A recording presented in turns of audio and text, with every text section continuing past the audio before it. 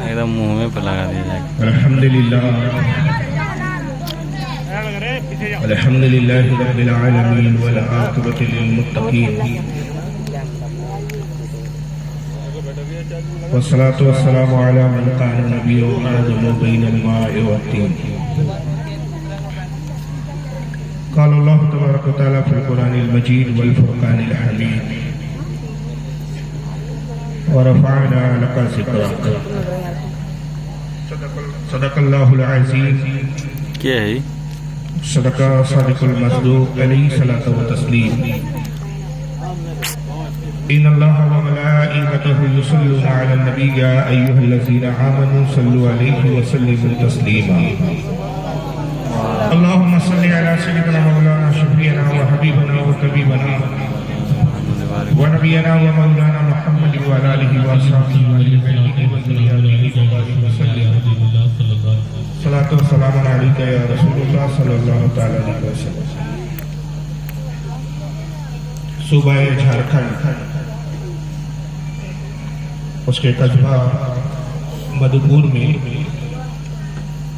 آج کا یہ ایک روزہ گلشان جلسہ جو بنام عظمت مصطفیٰ کانفرنس کے نام سے منعقد کیا گیا ہے، جس میں میں اور آپ شریک ہیں۔ مسجد رسول قوم و ملت کے انتہائی مقتدر اور ذی شمس علماء ذوی الاحترام تشریف فرما ہیں۔ سب سے پہلے میں مدھوپور کے اپنے ان تمام احباب اہل سنت اور نوجوانوں کو آج کے جلسے کی مبارکباد بھی پیش کرتا ہوں کہ آج کا جلسہ بہت کامیاب ہے الحمدللہ آپ کا۔ ساتھ ہی ممنون و مشکور ہوں آپ حضرات کا کہ آج اس بزم میں آپ نے مجھے مدعو کر کے یہ شرف عطا کیا کہ رسول اللہ کی عظمت کے حوالے سے اپنی کچھ معروضات آپ کے گوشے گزار کر سکیں۔ اللہ تعالیٰ سے دعا کروں کہ بانیان جلسہ اور جس قدر بھی ان سے متعلقی لوگ ہیں، اللہ تعالیٰ ان سب کی عمر میں علم رزق میں خیر و برکت عطا فرمائے۔ آمین ثم آمین۔ مجھ سے قبل خطیب اہل سنت مفتی صاحب لکھتا پہلی ملاقات ہے، نام سے واقف نہیں ہوں۔ میرے خیال سے میں نے آدھا گھنٹہ اتنی گفتگو سنی، تو دو باتوں کی میں ایک بات عرض کروں گا کہ جھارکھنڈ اور بنگال لگا ہوا ہے، تو بنگال کا ہی علاقہ ہے، تھوڑی تہذیب ملی جلی ہے، اور جھارکھنڈ بہار کا حصہ ہے۔ میں کسی کی ترکیز نہیں کر رہا ہوں، معذرت کے ساتھ عرض کروں گا کہ یہاں کے جلسوں میں برسوں سے آ رہا ہوں، بہار جھارکھنڈ اور بنگال۔ پہلا اتفاق ہوا مجھے کہ ایسا خطیب دیکھا کہ جو حدیث کے حوالے سے گفتگو کرتا ہے، سبحان اللہ۔ ورنہ میں نے معذرت کے ساتھ کہ ہمارے مہاراشٹر میں وہ چلن نہیں ہے جو آپ کے آئے، زور زور سے چیخنا، گلا پھاڑ، مائک پھاڑ آواز، سمجھ میں کچھ نہیں آ رہا ہے کیا بول رہے ہیں، کیا بتا رہے ہیں، کیا سمجھانا چاہ رہے ہیں۔ لیکن عوام بولتی تقریر بہت اچھی ہوئی، مولانا چیخ بہت اچھی۔ تو یہ لب و لہجہ در حقیقت ہمارے مہاراشٹر کا لہجہ ہے، جہاں اسی لہجے میں مہاراشٹر اور ساؤتھ کے علاقے آپ چلے جائیں، جہاں بہت ایجوکیٹ لوگ ہوتے ہیں، سنجیدگی کے ساتھ دلائل کی روشنی میں تقریر سننا پسند کرتے ہیں۔ تو اب میں حضرت سے پوچھوں گا کہ کہیں مہاراشٹر سے تو تعلیم نہیں آتی، مالے سے کیسا ہے؟ دیکھیں جامعہ اشرفیہ مبارک پر مصباحی ہے ماشاءاللہ، یہ ظاہر سی بات ہے کہ جہاں کے تربیت یافتہ ہے یہ وہاں کا لب و لہجہ ہے، اور تقریریں ایسی نہیں ہونی چاہیے۔ تقاریر کا مقصد ہوتا ہے کہ ہم اپنے عقیدے کی جب ترجمانی کریں، یہ بھی بات ساتھ میں بتائیں کہ بھئی ہمارے عقائد کے دلائل کہاں ہیں۔ بھلے ہی اگرچہ عوام کو کتابیں یاد نہ رہے، جیسے حضرت نے مشکات کا بھی حوالہ دیا اور بھی کتابوں کے حوالے دیے، بہت سی حدیثیں وہ پڑھی جو میں خود اپنے بیانات میں پڑھتا ہوں، بہت سارے حوالے بھی بیان کرتا ہوں، اگرچہ حوالے عوام کو یاد نہ ہے، لیکن دو باتیں تو ضرور ہوتی ہے اس کا جو فائدہ میں نے دیکھا ہے کہ اہل سنت کی عوام پر یہ ایک اعتماد حاصل ہوتا ہے ان کو اپنے آپ میں کہ ہمارے عقائد قرآن و حدیث پر مبنی ہے۔ سبحان اللہ، بے شک۔ دوسرا، اگر اس مجلس میں کوئی ہمارا مخالف ہو تو اس کو یہ احساس ضرور ہو جاتا ہے کہ بریلوی اس کو نہیں کہتے، جو لنترانیاں سناتے بریلوی کو اس کو کہا جاتا ہے جو قرآن و حدیث کی روشنی میں گفتگو کرتا ہے۔ سبحان اللہ، سبحان اللہ۔ یہ فائدے ہوتے ہیں، ایسی ہی تقریریں ہونی چاہیے اور ایسی ہی خطیبوں کو سراہا جانا چاہیے اور ایسی ہی خطیبوں کو بڑھاوا دینا چاہیے کہ بات حقائق کی روشنی میں، دلائل کی روشنی میں لوگوں تک پہنچے۔ اللہ تعالیٰ مفتی صاحب کی عمر میں برکت عطا فرمائے، مزید زور بیانی عطا فرمائے اور حضرت کو بہت ترقی عطا فرمائے۔ میں دل سے دعا کرتا ہوں، میری تقریریں جو لوگ سنتے ہیں وہ جانتے ہیں میں بہت کم کسی کی تعریف کرتا ہوں، بلکہ کرتا ہی نہیں۔ جی جی، ہاں، مطلب چاپلوسی کے روم میں تعریف ہی نہیں کرتا۔ بڑے بڑے خطیب بھی اسٹیج پہ بیٹھے رہو، بہت کم موقع آتا ہے کہ میں تعریف کروں کسی کی، تو میں جلدی متاثر نہیں ہوتا، بہت تنقیدی نگاہ رکھتا ہوں، میری فطرت ہے، میں مجبور ہوں اپنی فطرت سے۔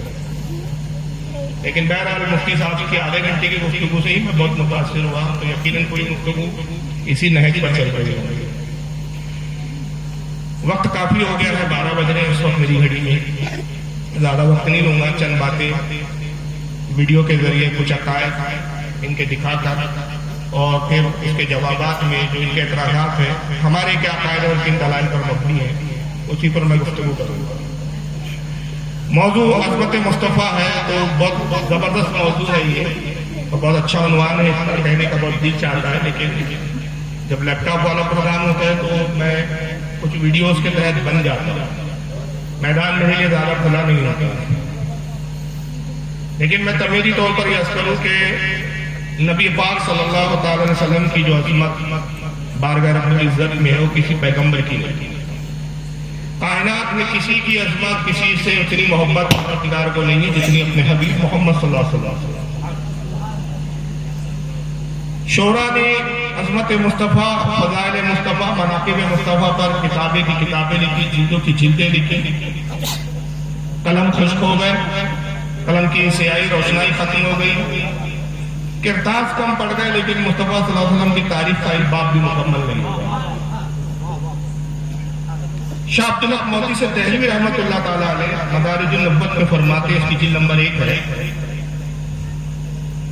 کہ اگر تمام روئے زمین کو کاغذ بنا دیا جائے، حالانکہ یہ تعریف اللہ نے قرآن میں اپنے لیے بھی بیان فرمائی، لیکن شاہ عبدالحق فرماتے ہیں کہ بہت سے اوصاف وہ ہیں یا بہت سی صفتیں وہ ہیں جو حضور کو اللہ نے عطا فرمائی اپنے حبیب کو، جیسے رؤوف اللہ کی صفت ہے مگر اپنے حبیب کو بھی رؤوف فرمایا، رحیم اللہ کی صفت ہے مگر اللہ نے اپنے محبوب کو بھی رحیم فرمایا، کریم اللہ کی صفت ہے لیکن اللہ نے کریم اپنے محبوب کو بھی فرمایا، اور بلکہ آقا نے حضرت یوسف کو بھی کریم فرمایا، حضرت ابراہیم کو بھی کریم فرمایا، حضرت اسماعیل کو بھی کریم فرمایا۔ تو انبیاء کی جو صفات ہوتی ہے وہ عطائی ہوتی ہے، اللہ کی ذاتی ہوتی ہے۔ تو یہاں اللہ کی جو صفات ہے جس میں قرآن میں ذکر ہے، یہی تعریف شاہ عبدالحق نے رسول اللہ کے لیے کی، تو یہ عطائی صفات کی طرف اشارہ ہے۔ شاہ عبدالحق موتی سے دہلوی رحمۃ اللہ علیہ کہتے ہیں کہ اگر تمام روئے زمین کو کاغذ بنا دیا جائے، آسمان کو بھی کاغذ بنا دیا جائے، اور تمام سمندر کے پانی کو روشنائی انک بنا دیا جائے، سیاہی بنا دیا جائے، تمام درختوں کو قلم بنا دیا جائے، اور زمین و آسمان کی ساری مخلوق جس میں فرشتے بھی شامل ہو نبی کریم صلی اللہ تعالی وسلم کی تعریف اور آپ کے اوصاف بیان کرنے بیٹھے، قلم گھس کے ختم ہو جائیں گے، یہ زمین و آسمان کے اوراق بھر جائیں گے، روشنائی سمندر کی ختم ہو جائیں گی، لیکن مصطفیٰ صلی اللہ علیہ وسلم کی عظمت اور شان کا ایک باب بھی مکمل نہیں ہوگا۔ اس لیے کہ رب خود فرما رہا ہے وَرَفَعْنَا لَكَ ذِكْرَكَ، اے محبوب ہم نے تمہارے لیے تمہارے ذکر کو بلند فرما دیا۔ تو جس کو بلند رب نے کیا ہو تو کون ہٹا سکتا ہے؟ اسی کو اعلیٰ حضرت نے کہا کہ فرش والے تیری شوکت کا علو کیا جائے، دوسرا وہ عرش پہ اڑتا ہے فریدا تیرا۔ اور شیخ سعدی کہتے ہیں بعد خدا بزرگ تو ہی قصہ رکھتا ہے۔ تو اتنی عظمت ہے نبی پاک کی کہ اس عظمت کا بیان ہم جیسے ناقص العقل اور ناقص العلم سے کیا ہو سکتا ہے کہ جب فرشتے بھی اس میں عاجز ہیں۔ آقا خود فرماتی کہ میری حقیقت کو میرے رب کے سوا کوئی نہیں جانتا. حضرت سیدنا ابو بکر صدیق نے عرض کیا یا رسول اللہ میں بھی نہیں. فرمایا ابو بکر تم بھی نہیں, میری حقیقت کو سوا میرے رب کے کوئی نہیں جانتا. تو رب کے سوا کوئی حضور کی حقیقت کو جان ہی نہیں سکتا, تو پھر تعریف کرے تو کیا کرے, بیان کرے تو کیا کرے, معلوم ہو تو بیان کرے. وہ تو معلوم ہی نہیں ہے جو سوائے رب کے جو حقیقت کو جانتا ہے اپنے حبیب کے کوئی نہیں جانتا. یہی وجہ ہے کہ اللہ تعالیٰ اپنے محبوب سے اتنی محبت کرتا ہے کہ ایمان کا تعلق محبت رسول عظمت رسول سے چھوڑ دیا گیا. قرآن عظیم میں رب تبارک و تعالیٰ نے جگہ بہ جگہ حکم دیا کہ میرے محبوب سے محبت کرو, میرے محبوب کی محبت لازم ہے تم پر, میرے محبوب کی عظمت کو جانو اور سمجھو, اور میرے محبوب کی بارگاہ میں اگر ادنا سی بھی گستاخی کرو گے تو ایمان سے میں رشتہ کاٹ دے گا. میں نے جب یہ روایت پڑھی تھی تو حیران ہو گیا تھا کہ رسول اللہ کی کیا شان و شوکت ہے بارگاہ رب العزت میں. امام جلال الدین سیوطی رحمۃ اللہ تعالیٰ نے الخصائص الکبریٰ میں فرماتے ہیں, حدیث قدسی ہے کہ رب فرماتا ہے کہ میرے حبیب میں تجھ سے اتنی محبت کرتا ہوں اگر میری شان میں کوئی گستاخی کرے, اللہ کی بھی گستاخی کرتے. سب سے بڑے گستاخ تو مشرکین ہیں کہ ایک خدا کو چھوڑ کر دوسرے باطل لانے معبود کی عبادت کرتے, پتھروں کو پوجتے, درختوں کو پوجتے, کیڑے مکوڑوں کو پوجتے ہیں.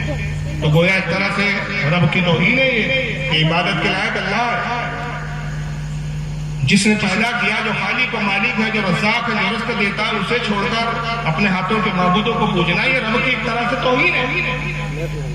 اللہ فرماتا ہے کہ حبیب اگر کوئی میری توہین کرتا ہے, میری شان میں گستاخی کر دیتا ہے, مگر کوئی اچھا عمل کر جاتا ہے اور میں اس کے اس عمل سے راضی ہو جاتا ہوں تو اس کو توفیق توبہ دے دیتا ہوں. توبہ کی توفیق ہوتی ہے, وہ بندہ توبہ کرتا ہے اور میں اس کو ہدایت دیتا ہوں, ایمان میں بھی داخل ہو جاتا ہے. لیکن اے میرے حبیب میں تجھ سے اتنی محبت کرتا ہوں, اتنی محبت کرتا ہوں کہ جو تیری شان میں گستاخی کر بیٹھتا ہے میں اس کے لیے قیامت تک کے لیے توبہ کے دروازوں کو بند کر دیتا ہوں. اور اسی کے لیے قرآن میں جگہ فرمایا ختم اللہ علی قلوبہم, ان کے دلوں پر ہم نے مہر لگائی, وعلی سمعہم, کانوں پر ان کے پردے ڈال دیے, وعلی ابصارہم, آنکھوں کے سامنے کھٹا کو بندے رہے, غشاوۃ لہم عذاب عظیم, اور انہی کے لیے اللہ نے دردناک عذاب تیار کیا. جب دل پہ مہر لگ جائے تو پھر کیسے توفیق توبہ. کسی نے اعلیٰ حضرت خواجہ بریلوی سے سوال کیا کہ حضور اکثر لوگ بدعقیدہ ہوتے ہیں لیکن دیکھا گیا کہ توبہ بھی کرتے تھے, تو ختم اللہ علی قلوبہم جو قرآن نے فرمایا اس پہ کیا معنی؟ اعلیٰ حضرت نے کتنا نفیس جواب دیا, فرمایا کہ آیت اپنی جگہ برحق ہے. بہت سے لوگ بدعقیدہ اس معنی میں ہوتے ہیں, ہم انہیں بدعقیدہ سمجھ لیتے ہیں کہ وہ غیروں کی کام کو ان کے علم سے متاثر ہو کر ان جماعتوں میں چلے جاتے ہیں, لیکن محبت رسول دل میں کہیں نہ کہیں ہوتی ہے. توفیق ہوتی ہے, توبہ کر لیتے ہیں, گستاخی نہیں کرتے. یاد رکھو جو گستاخی نہ کرے اس کو توبہ کی توفیق مل جاتی ہے, مگر گستاخی کرے تو توبہ کے دروازے بند ہو جاتے ہیں. ابو جہل گستاخ تھا اس لیے توفیق نہیں ہوئی, حضرت عمر دشمن سے گستاخ نہیں تھے, دشمن تھے, نبی کو مارنا چاہتے تھے, قتل کرنا چاہتے تھے, لیکن تاریخ میں کہیں نہیں ملتا کہ رسول اللہ کی شان میں گستاخی کرتے تھے. تو بعض اوقات دشمن بھی ایسے ہوتے ہیں جو باوقار ہوتے ہیں, ان کے بھی اپنے اصول و ضابطے ہوتے ہیں, اور بعض دشمن ایسے ہوتے ہیں کہ نشتہ کی بہت ہی نچلے سطح پر, بہت ہی نچلی حدوں تک.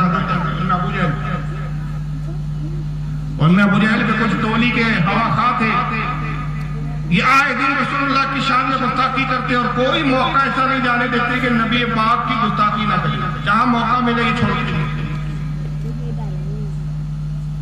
اور اللہ کو اپنے محبوب کی بلندی اور عظمت منظور تھی, تو جب جب انہوں نے نبی کی گستاخی کی جواب رب نے دیا. آقا رحمت للعالمین تھی, رحمت کا تقاضا تھا, آپ صبر کر لیتے تھے, مگر پروردگار سے اپنے محبوب کو اتنی محبت تھی, حبیب تم نے صبر کر دیا, تم نے ان کو معاف کر دیا, تم نے درگزر کیا, لیکن محبوب میں تجھ سے محبت کرتا ہوں, محبت کا تقاضا یہ ہے کہ تو جواب نہ دے, جواب ہم دیں. قرآن عظیم اس کی بہت مثالیں ہیں, میں 2-3 مثالیں آپ کو دیتا ہوں. کہ ایک موقع یہ آیا کہ مشرکین اور عیسائی اور یہودی مل کر آیا تھا کہ محمد اصحاب کہف کے بارے میں بتائیں. اصحاب کہف کو اس وقت آقا صلی اللہ علیہ وسلم کا صحابہ کہف کے بارے میں نہیں مانی. ایسے واقعات کو سنا کر بدعقیدہ لوگ کہتے دیکھو فلاں جگہ فلاں سوال ہوا, حضور نے کہا لا ادری, میں نہیں جانتا. اگر حضور کو علم غیب ہوتا تو پھر کیوں نہیں بتایا؟ سب سے پہلے تو ان کی غلط فہمی یہ ہے کہ وہ یہی نہیں جانتے کہ علم غیب کے تعلق سے اہل سنت کا عقیدہ کیا ہے.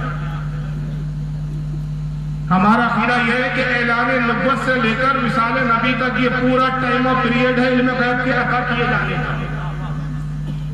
ایک ہی وقت میں ایک ہی دن میں پورا علم غیب حضور کو نہیں دیا جائے, یہ ہم نے دعویٰ ہی نہیں کیا. جس بات کا ہمارا دعویٰ نہیں اس کے برخلاف ہم سے مطالبہ کیا.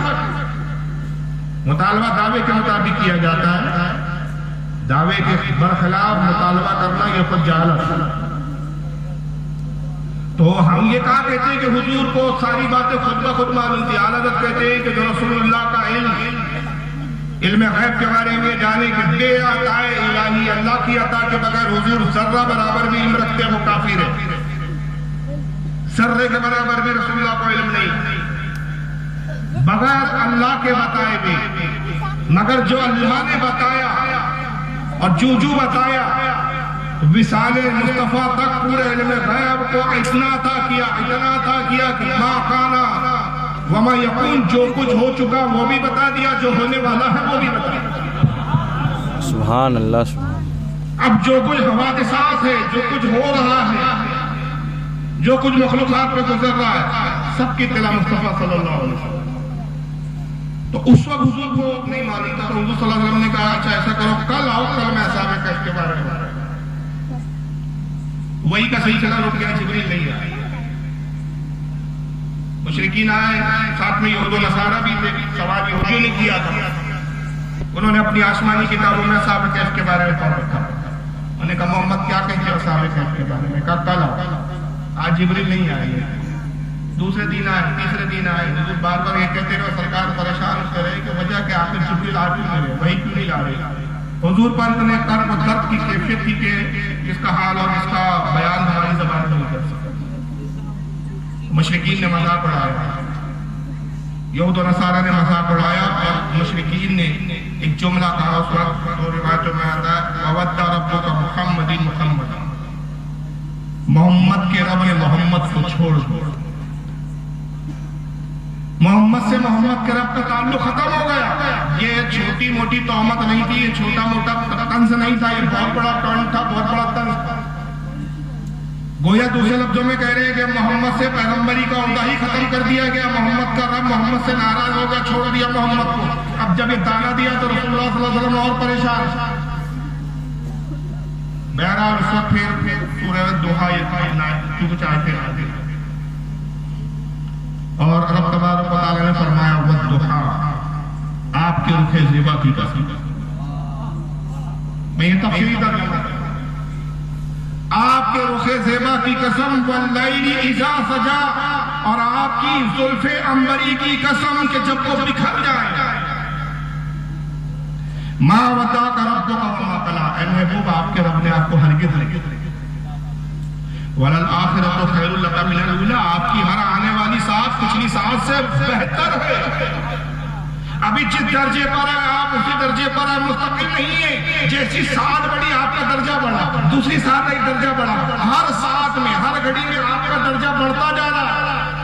اب اس وقت ہم جو محبوب کی تعریف کر رہے ہیں, ہماری زبان قاصر ہے, ہم تعریف تو کر ہی نہیں سکتے, مگر جس وقت ہم تعریف کر رہے ہیں, جو بھی تعریفی الفاظ کہہ رہے ہیں, آقا تو اس سے بہت مبرہ اور منزہ ہو چکے, آگے بڑھ چکے. لیکن جیسی ہم نے ایک تعریف مصطفیٰ کی, یہ گھڑی گزری, پروردگار نے اپنے محبوب کی عظمت کو اور فضیلتوں کو اسی لمحے اور ہر لمحے عظمتیں بڑھتے. رب فرماتا ہے کہ حبیب ہم نے آپ کی ہر آنے والی ساتھ پچھلی ساتھ سے بہتر ہے. وَلَا سَوْفَ يُؤْتِكَ رَبُّكَ فَتَرْضَىٰ, اور ان قریب آپ کا رب ایسے مقام پر آپ کو کھڑا کرے گا کہ آپ راضی ہو جائیں گے. اتنا عطا کرے گا, اتنا دیں گا, اتنا دیں گا کہ آپ راضی ہو جائیں گے. ساری دنیا اللہ سے مانگ رہی ہے کہ اللہ تو ہم سے راضی ہو جا, لیکن محبوب سے محبت کتنی ہے, محبوب جب تک تم راضی نہ ہوں گے ہم دیتے رہیں گے. تو آقا کے اوپر جب یہ آیت نازل ہوئی تو آقا صلی اللہ علیہ وسلم نے فرمایا اے لوگوں تم سب گواہ ہو جاؤ کہ میرا رب مجھ سے وعدہ فرماتا ہے کہ حبیب ہم قریب ہم تجھے ایسے مقام پہ کھڑا کریں گے یا اتنا دیں گے کہ تم راضی ہو جاؤ گے، تو میں اس وقت تک راضی رہوں گا جب تک اپنے اس امتی کو جس کے دل میں رائی کے دانے کے برابر ایمان ہے اس کو جنت میں نہ لے جاؤں تب تک میں رب سے راضی نہیں ہونے والا۔ اور فرمایا تم کیا سمجھتے ہو چھوٹے گناہگاروں کی شفاعت کروں گا، چھوٹے گناہگاروں کو میں بخشواؤں گا؟ نہیں، بلکہ میرا عالم کیا ہوگا، چھوٹے گناہگار کو تو میری امت کے صحابہ دیکھ لیں گے، چھوٹے گناہگاروں کو میری امت کے اولیاء دیکھ لیں گے، چھوٹے گناہگاروں کو تو میری امت کے علماء دیکھ لیں گے۔ میری شفاعت کا حال کیا ہوگا؟ شفاعت امت الیہ الکبائر، میری شفاعت میری امت کے بڑے بڑے گناہگاروں کے لیے ہوگی۔ واہ سبحان اللہ، بڑے گناہگاروں کو میں بخشواؤں گا۔ تو یہاں مشرکین کی تردید کی کہ محمد کے رب نے محمد کو ہرگز نہیں چھوڑا، لیکن افسوس ہوتا ہے مجھے ان لوگوں پر کہ جو بولی مشرکین کی تھی، جو بولی یہود کی تھی، جو بولی نصارہ کی تھی، وہی بولی آج مسلمان کہلانے والا ہے۔ میں ایک شخص کو آپ کے سامنے دکھا رہا ہوں، یہ آپ لوگ متعارف نہیں ہیں گے کیونکہ یہ عرب کی دنیا کے رہنے والے ہیں اور نام بھی ایسا ہے فرقہ اہل حدیث، نام نہاد غیر مقلدین فرقے سے تعلق رکھتے ہیں۔ نام سن کر بھی آپ چوک جائیں گے، نام ہے ان کا ڈاکٹر بلال فلپس۔ بلال تو سمجھ میں آتا ہے، فلپس پتہ نہیں کون سی کمپنی کا پروڈکٹ ہے یہ۔ فلپس کمپنی ہمارے یہاں ہوتی ہے بھائی، بلب بناتی ہے، پنکھے بناتی ہے، بہت ساری چیزیں بناتی ہے فلپس کمپنی۔ یہ پتہ نہیں یہ کون سی فلپس کا پروڈکٹ ہے۔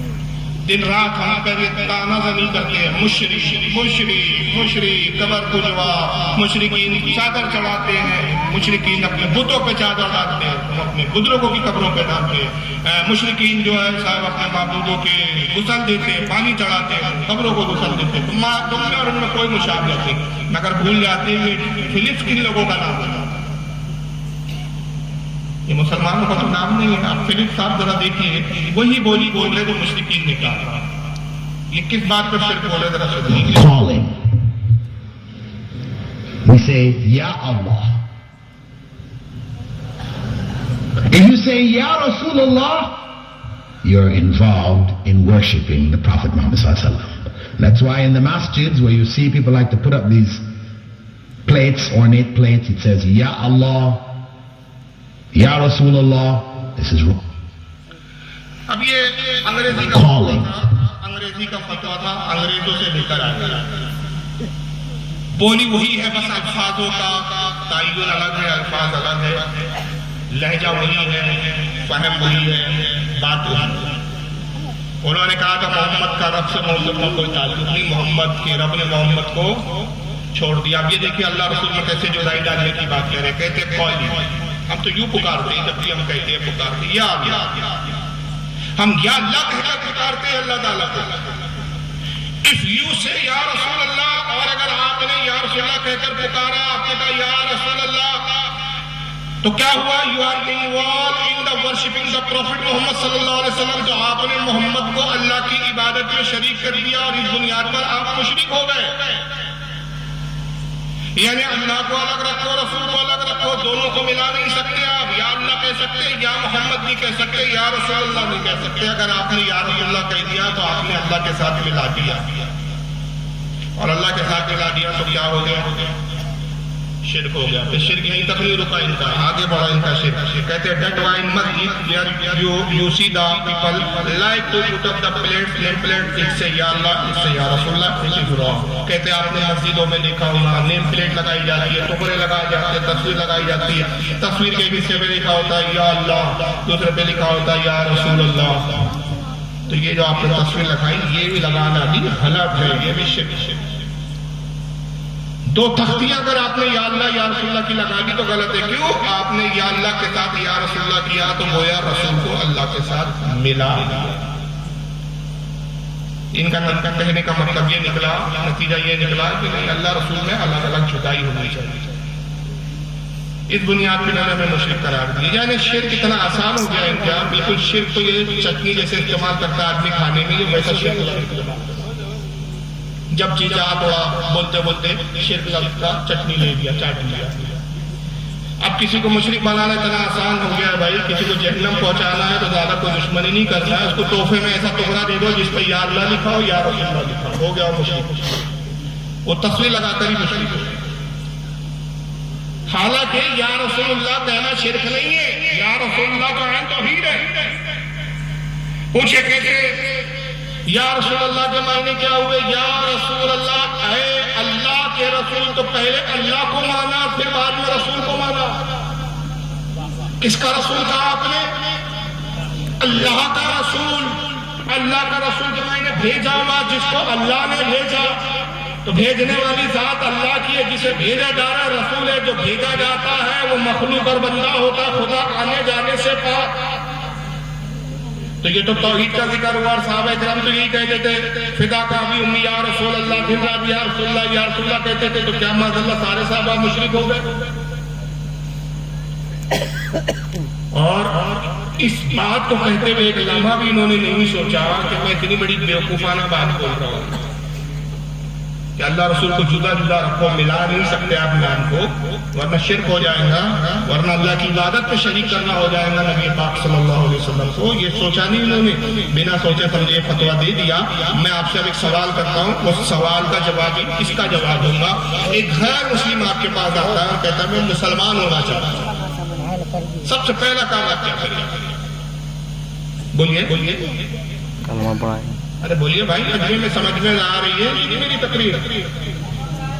کلمہ پڑھائیں گے، ماشاء اللہ، کلمہ پڑھائیں گے۔ اور اس تعلق سے ایک مسئلہ بھی سن لیجیے، بڑا نازک مسئلہ ہے۔ فقہاء کرام فرماتے ہیں کہ ایک غیر مسلم کسی مسلمان کے پاس آیا اور کہا میں مسلمان ہونا چاہتا ہوں، مجھے مسلمان بننے کا کوئی طریقہ بتائیے۔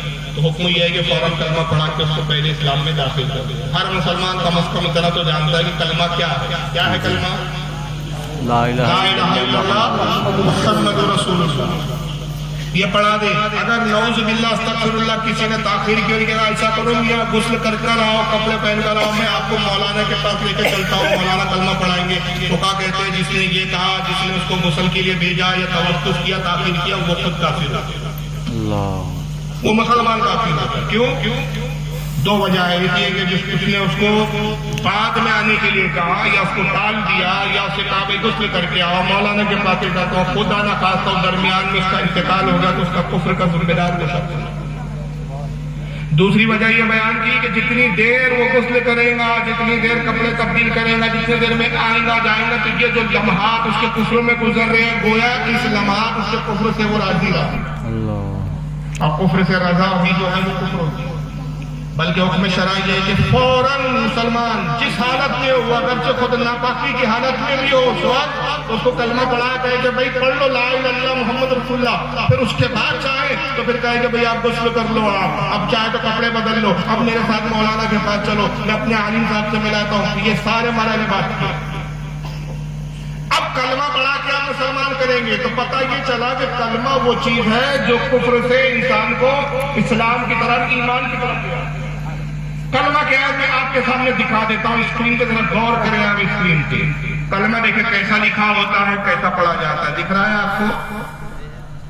لا الہ الا اللہ، یہ کلمے کا پہلا حصہ ہے، نہیں کوئی معبود سوائے اللہ کی، اقرار الوہیت ہے، اقرار خدا بند قدوس ہے، اللہ کی وحدانیت کا اقرار ہے۔ اب دوسرا کلمے کا جو محمد رسول اللہ، محمد اللہ کے رسول ہے، پہلا حصہ توحید، دوسرا حصہ رسالت کا اقرار۔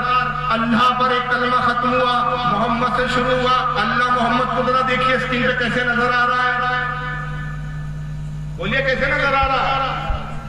آس پاس دونوں آس پاس بالکل لگے ہوئے، بیچ میں کوئی کاما نہیں، کوئی سکون نہیں، کوئی فل اسٹاپ نہیں، کوئی گیپ نہیں۔ تو جو کلمہ ایمان میں داخل کر رہا ہے، اس کلمے میں اللہ نے اپنے نام کے ساتھ اپنے محبوب کے نام کو جدا نہ کیا، تو یہ پاکھنڈی کون ہے جو تخلیوں میں جدا کر رہا ہے؟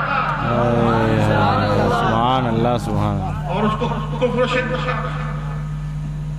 اب یہ تو خیر ہمارا اپنا ہماری بات تھی، ہو سکتا ہے کوئی کہے کل کہ بھائی فاروق صاحب اپنے لفظوں سے کھیلا ہے، لفظوں کا سہارا دیا ہے، دلیل آپ نے کچھ دی نہیں، حالانکہ دلیل تو انہوں نے بھی نہیں دی، لیکن آئیے میں قرآن عظیم کے آیت پڑھو، پارہ نمبر 6 سورہ نساء آیت 150، پارہ 6 سورہ نساء آیت نمبر 150، رب تبارک و تعالیٰ کیا ارشاد فرماتا ہے، ان الذین یکفرون باللہ ورسولہ ویریدون ان یفرقوا بین اللہ ورسولہ، اللہ فرماتا ہے کافر ہو گئے وہ لوگ، کافر ہیں وہ لوگ جو چاہتے ہیں کہ اللہ کے رسول کو اللہ سے جدا کر دے۔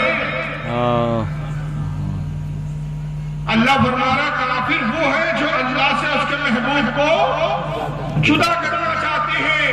اللہ نے کسی مقام پر بھی اپنے محبوب کو جدا نہیں کیا، کلمے میں اپنے ساتھ رکھا، نماز میں درود میں اپنے محبوب کو ساتھ میں رکھا، حد یہ ہے کہ اذان میں اپنے ساتھ رکھا، اپنے ذکر میں اپنے ساتھ رکھا، جہاں خدا کا ذکر ہے وہاں مصطفیٰ کا ذکر ہے، جہاں مصطفیٰ کا ذکر ہے وہاں خدا خدا۔ واہ سبحان اللہ۔ کسی مقام پر محبوب جدا نہیں، اس لیے ہمارے کسی اہل سنت کے شاعر نے کہا کہ با خدا وہ خدا نہیں، با خدا وہ خدا نہیں، مگر حق یہ ہے کہ خدا سے جدا بھی، خدا تو نہیں ہے لیکن خدا سے بھی جدا نہیں ہے، اتنا قرب ہے اپنے حبیب سے اللہ۔ تو یہاں پر ایک بات دیکھتے چلے کہ جب رسول اللہ پر یہ اعتراض ہوا کہ محمد کے رب نے محمد کو چھوڑ دیا، جواب رسول اللہ نے نہیں دیا، صفائی رسول نے نہیں دی، بلکہ اللہ تعالیٰ نے آیتوں کو نازل کیا، سورت کو نازل کیا کہ حبیب ہم نے آپ کو کبھی چھوڑا ہی نہیں، نہ آپ کو مکروہ جانا نہ آپ کو برا جانا۔ پھر اپنے حبیب کی زلفوں کی قسم کو یاد کیا، اپنے نبی کے چہرے زیبا کا ذکر کیا اور فرمایا کہ آپ کی ہر آنے والی ساتھ بلند ہے، جس کی ساتھ بلند اس کا رب اس پر مہربان ہے، تو کیسے چھوڑ سکتے۔ اسی طرح ایک مرتبہ ابو جہل، عتبہ، شیبہ سب بیٹھے رہے، سرکار کی عادت کریمہ تھی، عرب میں سالانہ ایک میلہ لگا کرتا مکہ میں، اعتراف کے سارے قبائل کے لوگ اس میلے میں جمع ہوتے، بڑی بھیڑ ہوتی، نبی کریم صلی اللہ علیہ وسلم کو بڑا اچھا موقع ملتا تھا حضور کو، ایک بڑی تعداد ایک ساتھ مل جاتی تھی، آپ اجماعی طور پر مجموعی طور پر سب پہ تبلیغ فرماتے تھے، اللہ کی طرف دعوت دیتے تھے۔ تو اس بنیاد پر آس پاس کے جو قبائل آتے تھے مختلف علاقوں سے، جو لوگ اس میلے میں شرکت کرتے تھے، خانہ کعبہ کے آس پاس میلہ بنتا تھا، بتوں کی زیارت کے لیے آتے تھے مشرکین، تو جب جاتے ہیں اس میں بڑی تعداد جو ہے وہ ایمان والوں کی ہوتی، ایمان لے کر ساتھ میں جاتے ہیں، آتے کفر کی حالت میں، جب لوٹتے تو ایمان لے۔ ابو جہل، عتبہ، شیبہ، ولید بن مغیرہ، یہ سب جتنے حوالی موالی مشرکین کے سردار، گھٹے ہوئے پکے مشرک تھے، پکے کافر تھے، یہ بڑے پریشان ہوتے تھے کہ محمد کو روکے تو کیسے صلی اللہ علیہ وسلم۔ میلہ آنے والا تھا، ابو جہل نے میٹنگ بلائی، دارالندوہ ان کا ایک ادارہ تھا، ایک مکان تھا جہاں مشورے کے لیے جمع ہو۔ ابو جہل نے کہا کہ میں مشورے کے لیے بلایا ہوں کہ محمد کے میلے میں آئیں گے، آنے کے بعد محمد تبلیغ کریں گے، اللہ کی طرف بلائیں گے، لوگ تقریر سنیں گے محمد کی، اور ہمارے معبودوں کو چھوڑ کر محمد کے رب پر ایمان لے آئیں۔ کوئی ایسی تدبیر بتاؤ کہ کیسے لوگوں کو محمد سے روکا جائے۔ ایک شخص نے کہا کہ میرا خیال یہ ہے کہ ہم اعلان کریں، لوگوں کے ذہن میں یہ ڈالیں، جو لوگوں سے مل کر یہ بتائیں کہ محمد کی نہ بات سننا نہ محمد سے ملاقات کرنا، اس لیے کہ محمد جادوگر ہے۔ محمد کیا ہے؟ جادوگر ہے۔ ابو جہل نے اس بات کو ٹھکرا دیا، کہا نہیں، یہ بات ہماری جھوٹی نظر آئے گی، وجہ یہ ہے کہ جادوگر بڑے گندے ہوتے ہیں، لیکن محمد تو بڑے صاف ستھرے ہوتے ہیں، بڑے پاکیزہ ہوتے ہیں، ان کے چہرے کا نور بتاتا ہے کہ وہ جادوگر ہے۔ ان کی صاف ستھرائی دیکھ کر، ان کے حسن کو دیکھ کر لوگ ہمیں جھوٹا کہیں گے کہ جادوگروں کا حلیہ نہیں ہے، جادوگر اس طرح نہیں رہتے۔ پھر ایک مشرک نے مشورہ دیا کہ آپ یہ کہنے لگیں گے کہ محمد پر جنون آتا ہے، محمد دیوانہ ہے، پاگل ہے۔ اور یہ مشورہ دینے والا ولید بن مغیرہ کہا کہ محمد کو ہم پاگل کہیں گے، مجنون کہیں گے، پاگل کو عربی میں مجنون کہا۔ اور اس نے کہا کہ جب محمد جیسی ہی قرآن کی آیتیں تلاوت کرے گا، قرآن کا پیغام سنائیں گے، تو ہم سب مل کر ایک ساتھ شور کریں گے اور کہیں گے یا ایھا الذی نزل علیک الذکر انک لمجنون، اے وہ شخص جس پر قرآن اتارا گیا، نہیں مگر تو مجنون ہے۔ ابو جہل کو یہ رائے پسند آ گئی، اور بس وہی ہوا کہ سارے حوالی موالی ایک سیٹنگ کے ساتھ، ایک کہنا چاہیے مکر و فریب کے ساتھ جمع ہوئے، حضور صلی اللہ علیہ وسلم جیسی اس میلے میں تشریف لائے اور آپ ایک چبوترے پہ کھڑے ہو کے جب خطاب شروع کیے، قرآن کی آیت پڑھنا ہی چاہتے تھے کہ ان لوگوں نے شور مچانا شروع کیا، لوگوں اس مجنون اور پاگل کی بات نہ سننا۔ سب سے زیادہ چیخنے چلانے والا ولید بن مغیرہ۔ دیکھیں نبی پاک صلی اللہ علیہ وسلم کی عظمت پر دار لگانے کی کوشش کی جا رہی ہے۔ چاہتے تو رسول اللہ جواب دے سکتے تھے کہ میں مجنون نہیں ہوں، تم چاہو تو مجھ سے گفتگو کر لو، میرا امتحان لے لو، لیکن آقا نے جواب نہیں دیا۔ لیکن یہ ضرور ہوا کہ حضور کے قلب کو بڑی تکلیف ہوئی، آپ کو دکھ ہوا، چنانچہ آپ خاموشی کے ساتھ وہاں سے تشریف لاتے اپنے گھر کی طرف، اور افسردہ حالت میں بیٹھے ہوئے حضرت خدیجہ پوچھتی ہے کہ یا رسول اللہ کیا ہوا؟ کہا کہ مجھے مجنون قرار دیا، مجھے پاگل قرار دیا۔ قرآن عظیم کی آیتیں نازل ہوتی ہے، سورہ قلم 12-29، اور مسلسل آیتیں آتی ہیں پھر جس میں اللہ تعالیٰ فرماتا ہے نون والقلم ما یسطرون، قلم اور اس کے لکھے کی قسم، وما انت بنعمت ربک بمجنون۔ اے حبیب، آپ اپنے رب کے فضل سے ہرگز مجنون اور پاگل نہیں۔ الزام مشرکین رسول پہ لگا رہے، جواب پروردگار عالم دے رہا ہے۔ حبیب کو اپنے محبوب کی ذرہ برابر بھی گستاخی برداشت نہیں، اور پھر پوری آیتیں نازل ہوئی، اللہ نے اپنے حبیب کی تعریف بیان کی، فرمایا وَإِنَّ لَكَ لَأَجْرًا غَيْرَ مَمْنُونٍ، اور بے شک آپ کے لیے بے انتہا ثواب ہے۔ وَإِنَّكَ لَعَلَىٰ خُلُقٍ عَظِيمٍ، اے محبوب آپ کی خوبو، آپ کی سیرت، آپ کا اخلاق، آپ کا کردار بہت عظیم ہے، بہت بہتر ہے، آپ ہرگز مجنون نہیں ہے۔ یہاں تک کہ اللہ نے پھر تعریفیں کی، اور آیت نمبر 10 سے لے کر 14 تک پھر ولید بن مغیرہ کی خبر لی۔ کہا تو نے ہمارے محبوب کو مجنون کہا، اب تیرے راز کھولتے جو چھپا کے رکھے تھے ہم نے اپنا، وہ راز جس میں سے کچھ سے تو واقف ہے، کچھ راز ہوئے جو تو بھی نہیں جانتا۔ اللہ نے فرمایا حبیب یہ آپ کو کیا مجنون کہتا ہے؟ اس کے اندر تو بڑے عیب ہے، ایک عیب یہ ہے کہ بڑی قسمیں کھانے والا، جھوٹی قسمیں بڑھ چڑھ کے قسمیں کھا کے بات کرتا ہے۔ دوسرا عیب بتایا گیا کہ انتہائی ذلیل فطرت کا آدمی ہے۔ تیسرا عیب بتایا گیا کہ بہت بڑا تانے باز ہے، تانے دیتا ہے لوگوں کو، جب گفتگو کرتا ہے تانے میں دیتا ہے۔ چوتھا اعتراض یہ بتایا گیا اس کا عیب ادھر ادھر کی لگاتا ہے، ادھر کی ادھر مخبریاں کرتا پھرتا ہے۔ پانچواں بتایا کہ لوگوں کو بھلائی سے روکتا ہے۔ چھٹا عیب بتایا حد سے زیادہ بڑھنے والا، حد سے تجاوز کرتا ہے۔ ساتواں بتایا گیا کہ بہت بڑا گناہ گار ہے، دن رات گناہ میں مبتلا رہتا ہے۔ آٹھواں بتایا گیا انتہائی بد اخلاق ہے۔ نواں بتایا گیا انتہائی بخیل اور کنجوس ہے، پیسہ کسی کو دیتا نہیں۔ جب 9 عیب حضور نے بیان کیے، قرآن کی آیت نازل ہوتے جا رہی ہے، آقا تلاوت کر رہے ہیں، تو ہر عیب کو سننے کے بعد وہ بے شرموں کی طرح، بے حیاؤں کی طرح ہنستا اور مسکراتا ہے، کہتا محمد سچ کہا، میں بخیل ہوں، سچ کہا تمہارے رب نے، میں کنجوس ہوں، سچ کہا، میں بد اخلاق ہوں، تمہارے رب نے سچ کہا، میں گناہ گار ہوں، تمہارے رب نے سچ کہا، میں ادھر کی ادھر لگاتا ہوں، تمہارے رب نے محمد یہ بھی سچ کہا، میں کثیر کھاتا ہوں، یہ بھی سچ کہا۔ مگر جیسی 10واں عیب آیا ہوش اڑ گئے، دماغ کام نہیں کر رہا ہے، 10واں عیب کو خود بھی نہیں جانتا تھا۔ کیا بتایا؟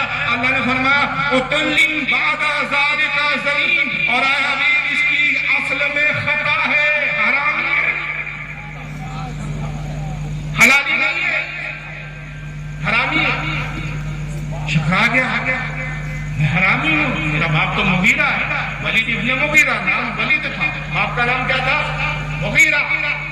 اب آپ مغیرہ نہیں ہے، سارا عرب تو مجھے ابن مغیرہ کہتا، مغیرہ کا بیٹا سیدھا نکلا تلوار لے کر اپنی ماں کے پاس پہنچا، تھا مشرک، تھا کافی، بد اخلاق تھا، بد کردار تھا، مگر اس کو بھی معلوم تھا کہ رسول اللہ پر جو کچھ اترتا ہے وہ اللہ کی طرف سے اترتا ہے۔ محمد جھوٹ نہیں کہتے، محمد کے ہر فرق میں ہر بات میں سچائی ہوتی ہے۔ تلوار لے کر آیا، ماں کی گردن پہ رکھ دیا، اے ماں بتا میرا باپ کون؟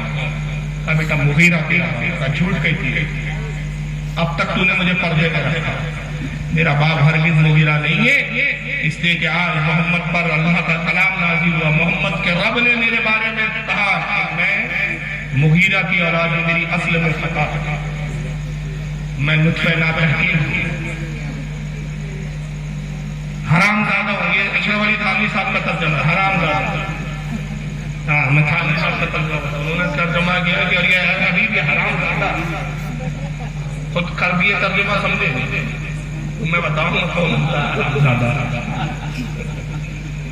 اس لیے کہتے ہیں کہ کہنا اور ہوتا ہے سمجھنا اور ہوتا ہے. قرآن پڑھنا اور ہے, قرآن فہمی رکھنا اور ہے, تلاوت حدیث اور ہے, فہمی حدیث اور ہے.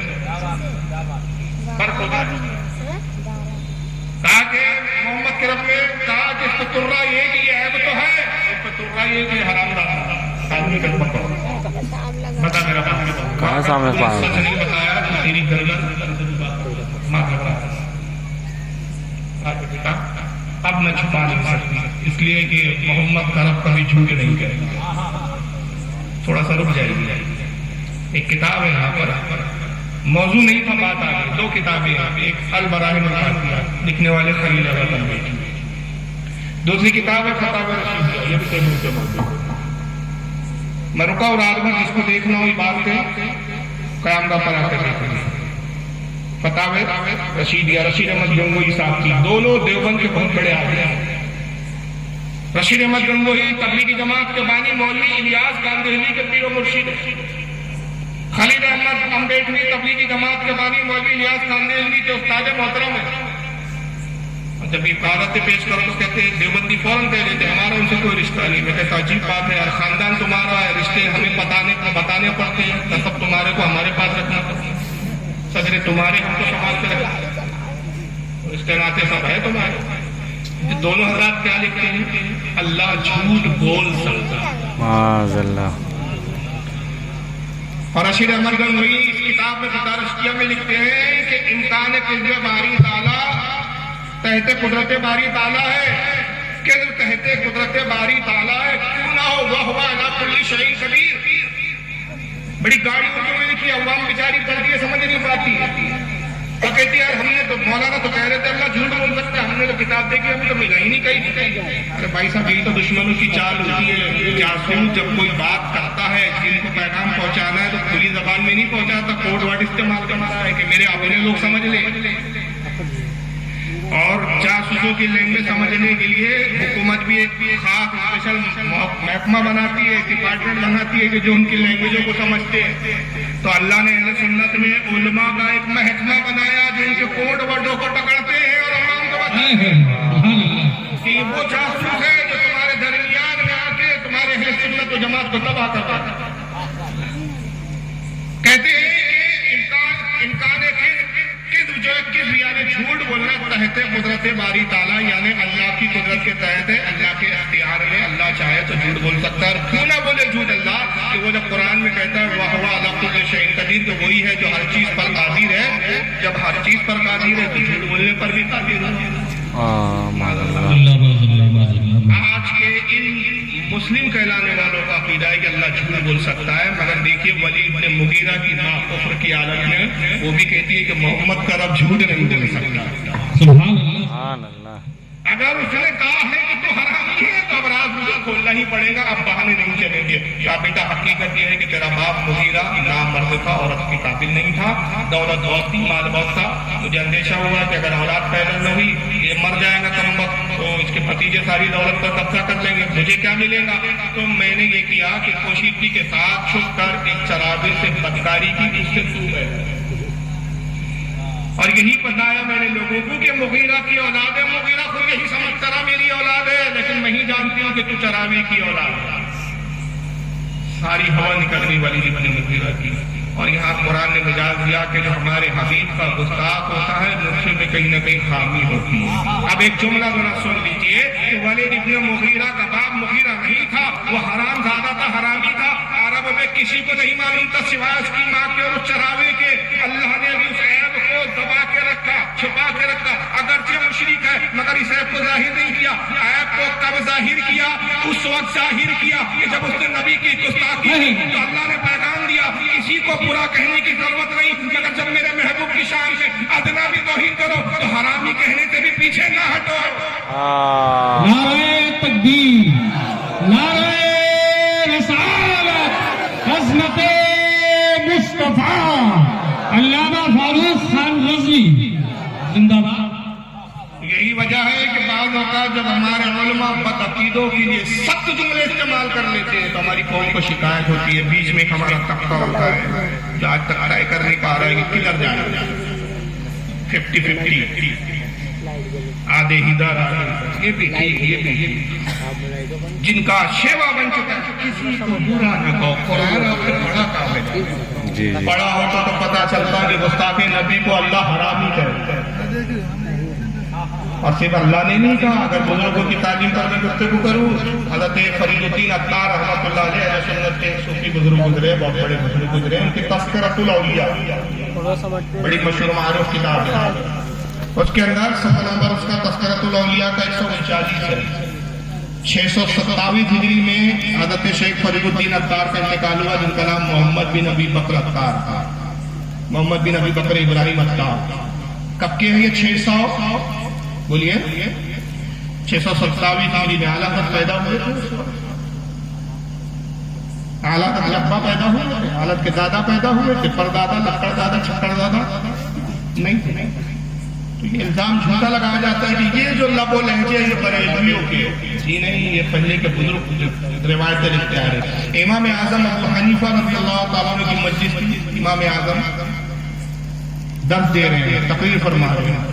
مجلس بیٹھی میں جیسے آتے ہیں, پاس میں کچھ بچے گیند سے کھیل رہے ہیں. اچانک گیند اچھی, ایک بچے نے گیند کو پھینکا زور سے, مجلس میں آ کے گیند دے. سارے بچے سہم گئے کہ مجلس میں وقت کے بڑے بڑے فقہا بیٹھے, علماء بیٹھے, محدثین بیٹھے, ذی علم علماء بیٹھے ہیں. امام اعظم کی مجلس ہے, کون جا کے اس لوگوں کے درمیان میں جا کے گیند دے؟ کسی کی ہمت نہیں. یہ بے باکی کے ساتھ بچہ نکلا تھا, میں لے کر آیا تھا. ایک بچہ نکلتا ہے بڑا جری اور بے باک تھا بچہ. ارے رکو, میں گیند لاتا ہوں. لوگوں کے کاندھوں کو پھلانتا ہوا آیا, بڑی بے باکی سے, نہ ادب تھا نہ احترام تھا, چال ڈھال تکبر اور گھمنڈ تھا. گیند اٹھایا چلتا بنا, سارے لوگ اس کو مڑ مڑ کے دیکھنے لگے. کون بدتمیز بچہ ہے, لوگوں کو کاندھوں کو پھلانتا ہوا. امام اعظم کی نظر اس پہ پڑی. آپ کی تقریر میں خلل واقع ہو گیا. آپ کی جو تقریر کی روانگی تھی وہ تھم گئی. اس بچے کی بے باکی کو جب دیکھا تو بے ساختہ آپ کی زبان سے نکلا, یہ حلالی معلوم نہیں ہوتا. واز ختم ہوا, لوگوں نے کہا امام اعظم ابو حنیفہ آپ نے اس کو حرامی کہہ دیا. کہا یہ حلالی نہیں, آپ کے پاس کیا دلیل ہے؟ آپ کیا اس کی ماں کو جانتے؟ کہا واللہ نہیں. اس کے باپ کو جانتے؟ کہا واللہ نہیں. پھر آپ نے کیسے کہا جاؤ تحقیق کر. در حقیقت میں نے کہا نہیں ہے, بے ساختہ میری زبان سے نکلا اور یہ اللہ کی طرف سے کہلوایا گیا. لوگوں نے تحقیق کی تو معلوم ہوا کہ واقعی اس کی ماں نے کسی سے بدکاری کی تھی, شبیت پیدا ہوئی, زنا سے پیدا شدہ تھا. لوگ آئے کہا امام اعظم واقعی آپ نے جو فرمایا صحیح ہے, تحقیق کی, مگر آپ کہتے ہیں میں اس کی ماں کو نہیں جانتا, اس کے باپ کو نہیں جانتا. پھر آپ نے کس بنیاد پر کہا تھا یہ حرامی ہے؟ امام اعظم جواب کیا دیتے ہیں, میں نے صرف اس بنیاد پر کہا کہ جس بے باکی سے وہ علماء کی مجلس میں آیا, مشائخ کی مجلس میں آیا, بڑے بڑے بزرگان دین اس مجلس میں بیٹھے ہوئے تھے, اس نے بزرگوں کا ادب و لحاظ نہیں کرا, تو میری زبان سے یہی نکلا یہ حرامی ہے. اس لیے کہ جو بزرگوں کا ادب نہیں کرتا اس کے نسخے میں کہیں نہ کہیں کھوٹ ہوتا. جب بزرگوں کا ادب نہ کرو تو ہمارے علماء کہتے ہیں کہ نسب میں کہیں نہ کہیں خطا ہو سکتی ہے, تو نبی کا ادب نہ کرو تو پھر کیوں نہ ہو سکتا ہے کہ اس کے کھوٹ میں, اللہ نہ کرے کہ اس کے نسب میں کھوٹ ہو. تو یہ چیزوں کا توجہ دینا چاہیے. اب ایسے کھوٹ والے جب ہوتے ہیں جن کے اس میں کچھ نہ کچھ کھوٹ ہوتا ہے, اس لیے کہنے والے کسی نے کہا, بڑا صحیح کہا, کہ جس کی اصل میں ہوتی ہے خرابی, جس کی اصل میں ہوتی ہے خرابی, وہی بنتا ہے دیوبندی وہاں. اب آپ کو یقین نہیں تو میں کچھ اس طرح کے نمونے دکھاتا ہوں. یہ مولوی معراج ربانی آپ کے اسکرین پر, ہندوستان کا رہنے والا تھا, یوپی فیض آباد کا رہنے والا, مبارک پور اشرفیہ کا فارغ, اسی ادارے سے حضرت پڑھی, مگر غربت کی زندگی تھی. اس نے خود بیان کیا ایک جگہ اپنے ایک تقریر میں تفصیل کہ میرا باپ قبر کھودتا تھا, قبرستان میں گور کرتا اور غریبی کی زندگی گزاری. اہل حدیثوں کے ہفتے چڑھ گئے, دنیا دکھائی انہوں نے, سعودیہ لے گئے, وہاں کی مدینہ یونیورسٹی میں اس کا داخلہ کروایا, وہاں پڑھا. آج ٹھاٹ بانٹ دیا کہ 2-2 3-3 کاریں, حکومت نے بنگلے دیے, اے سی میں رہتا ہے، اے سی میں گھومتا ہے، حکومت کی جانب سے باقاعدہ وظیفہ بندہ ہے، نور چینل وہاں پر جو حکومت سعودیہ کی حکومت کے ماتحت چلتا ہے اس پر جناب خطاب کرتے ہیں. دنیا بدل گئی، سکوں کے عوض اپنے دین کا سودا سودا. تو شک ہوتا ہے پھر جو گستاخیاں کر رہا ہے آج جس طرح کی، تو گستاخی آپ سن نہیں سکتے. ذرا آئیے یہ ایک آدھی گستاخی کا لب و لہجہ ملاحظہ فرمائیے. اعوذ باللہ، بلکہ یہاں تک کہا گیا ہے اعوذ باللہ، میں کہتا ہوں یہ تو شیخ عبد القادر جیلانی کا یہ شعر ہو ہی نہیں سکتا. لیکن اپنے نادانوں نے، اپنے ظالموں نے کس طرح سے شیخ عبد القادر جیلانی کو بدنام کیا. کہتے ہیں کہ شیخ عبد القادر جیلانی فرماتے ہیں کہ رأیت بلاد اللہ جمع کخردلۃ علی حکم اتصالی، علی حکم اتصالی، میں اللہ کے شہر کو اور دنیا کو ایسے دیکھ رہا ہوں جیسے اپنی ہتھیلی پہ رائی کے دانے کو میں دیکھ رہا ہوں، مسلسل اس طرح سے میں دیکھتا ہوں. اعوذ باللہ استغفر اللہ. یہاں تو ہمارے نبی حضرت محمد رسول اللہ صلی اللہ علیہ وسلم کا عالم کیا تھا؟ آپ صلی اللہ علیہ وسلم، اللہ کے رسول صلی اللہ علیہ وسلم کو اپنے پیٹھ پیچھے کا بھی علم نہیں تھا. اللہ کے رسول صلی اللہ علیہ وسلم کو دیوار کے پیچھے کا بھی پتہ نہیں تھا کہ اس کے پیچھے کون ہے، کیا کر رہا ہے، کیا نہیں کر رہا ہے کہ نہیں؟ ہے کیا نہیں؟